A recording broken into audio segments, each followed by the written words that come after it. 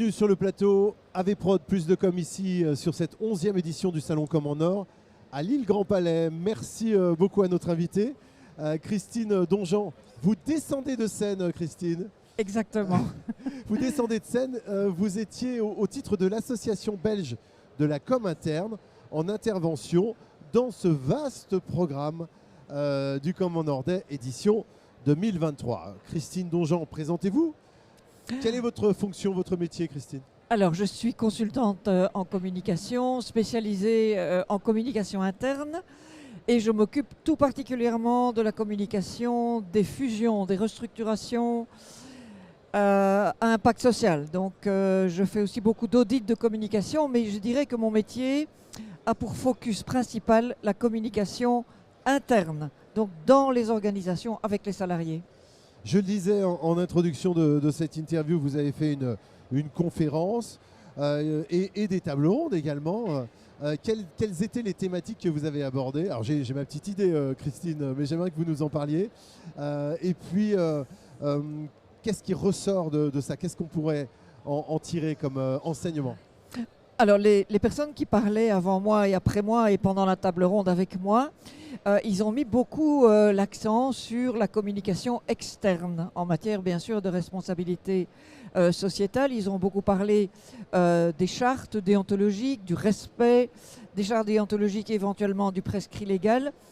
Mais je trouve que l'angle de la communication avec les salariés n'était pas tellement abordé, alors que pour moi, il est absolument fondamental.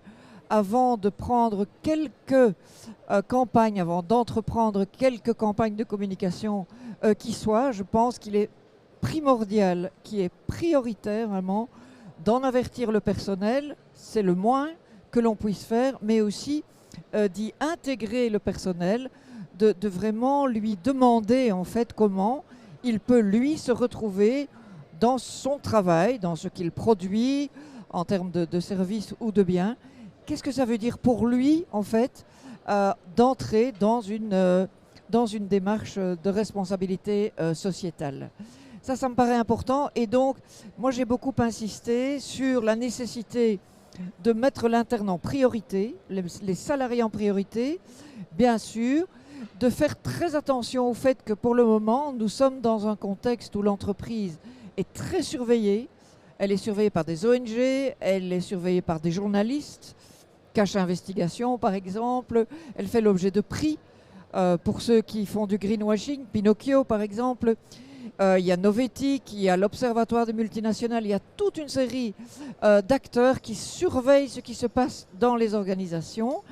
Quand on sait que les salariés à plus de 40% s'expriment sur leur travail, sur les réseaux sociaux, on peut s'imaginer combien est à risque une position qui serait de ne pas informer le personnel de ce que l'on fait à l'externe et en marketing aussi, bien entendu, vers les clients, de ce que l'on fait en matière de responsabilité sociétale. Ce que vous dites, Christine Donjean, c'est qu'en fait, quand on bosse dans une boîte, on est la boîte d'une certaine façon. Et que si, effectivement, on n'en a pas ni le code ni le projet, comment ne pas passer à côté d'accidents de communication? En fait, c'est la symétrie des attentions. Si on s'occupe bien de son personnel, des richesses humaines de la société, eh bien le discours sera d'autant plus cohérent. C'est ça, Christine Donjean? C'est tout à fait ce que je veux dire. Donc, le fait, si vous voulez, de ne pas informer le personnel des initiatives que l'on prend dans ce domaine, ça peut faire d'eux des pyromanes. Alors qu'en fait, ce sont des ambassadeurs potentiels. Ils peuvent dire vraiment beaucoup de bien d'initiatives qui sont prises en matière de responsabilité sociétale, parce qu'on sait aussi que c'est un levier d'engagement. Et maintenant, l'engagement, c'est ce qu'on veut absolument. On sait qu'il y a effectivement beaucoup de départs des entreprises. Ça a commencé aux États-Unis, c'est très fréquent maintenant aussi en France. Vous avez des gens qui ne savent plus à quoi rime leur travail, quel est le sens de leur travail. C'est le bore-out, absolument. Et donc, ils le quittent pour aller faire toute autre chose. Ça, et donc, c'est le sens du travail. Voilà. Et donc, on doit vraiment les garder à bord. Et on doit leur donner des raisons de rester à bord. Et la RSE, l'éthique dans la communication, la cohérence, la réalité de ce que l'on parle, ça, ce sont des choses qui peuvent effectivement donner du sens au travail et à l'engagement. Alors, je fais une toute petite digression, mais vous me tendez tellement la perche.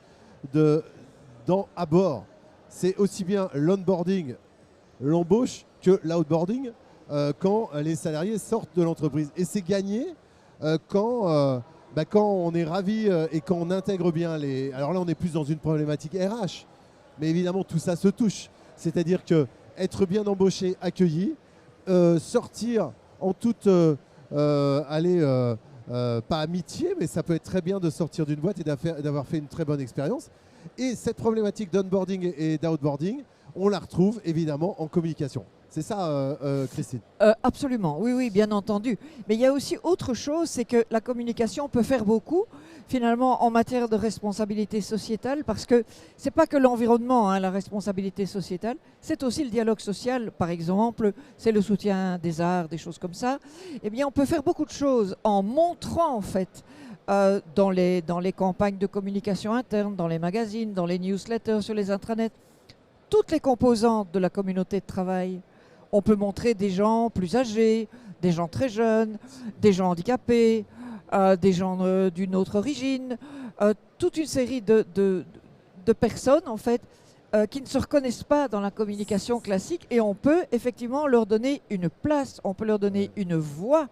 Regardez par exemple le très gros débat que vous avez pour le moment sur les retraites en France. Tout le monde en parle et bien entendu, on est bien au courant. Mais si dans votre communication interne, vous ne montrez jamais des gens de plus de 55 ans, vous les rendez invisibles. Oui. Et on ne peut pas avoir leur implication du fait qu'ils se sentent complètement. exclus. Et s'ils se sentent exclus en interne, ce sera d'autant plus. Vous me parlez, Christine, de la preuve, de la preuve totalement. de la parole. Totalement. Alors, vous êtes passionnante. J'ai cru déceler un accent, et on le disait, vous êtes alors responsable, c'est quoi votre fonction à l'association belge de la Donc je suis responsable de la formation continue des communicants, effectivement. Alors justement, Christine, ma question, et qu'est-ce qui fait votre spécificité en Belgique? Vous êtes venu en voisin, et qu'est-ce que vous faites de bien? C'est quoi vos pépites à vous? Vos réussites? Oui, on est venu en voisin. C'est vrai que le Nord et nous, évidemment, on est extrêmement proches, et donc on a vraiment envie de vous connaître, on a envie de se faire connaître par vous, bien sûr.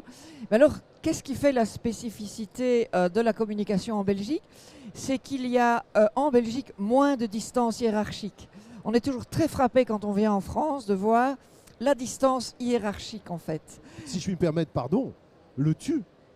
Ah oui, pareil. Le tu, oui. Mais le tu, ça peut être tout à fait cosmétique. Hein. C'est ça, mais oui. c'est le fait d'avoir un management parfois très loin, en fait, du travail réel, très perché, comme on dit. En Belgique, vous allez voir ça beaucoup moins. Donc, en fait, on est plus, je crois, plus pragmatique. On est plus facilement proche, en fait, des travailleurs de terrain. Et c'est quelque chose qui nous frappe, en fait, quand on vient en France, c'est qu'il reste encore cette distance hiérarchique qui rend parfois les responsables, les managers, assez éloignés, en fait, du terrain et du travail réel. Alors, quelle bonne pratique pourrait-on avoir, nous, ici en France, avec nos voisins, cousins, frères belges? Allez, le top 3 pour conclure cet entretien, Christine Donjean, des bonnes pratiques que vous pourriez, des belles réussites ou des pépites. On vous écoute. Oui, ben je pense qu'on a vraiment tout intérêt, parce qu'on est quand même très très proches, hein, surtout avec les gens du Nord. Vraiment, pour nous, c'est des voisins. Alors, la Picardie, ça monte jusqu'à Mons, hein.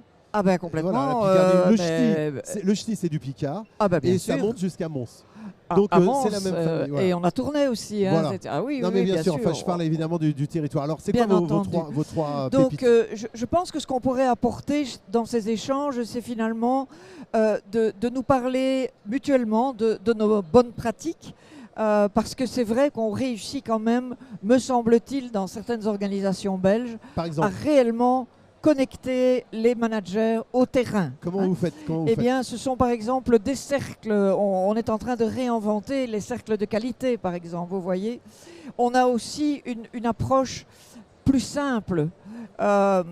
comment dirais-je, moins abstraite aussi dans les relations que nous avons avec les travailleurs de base.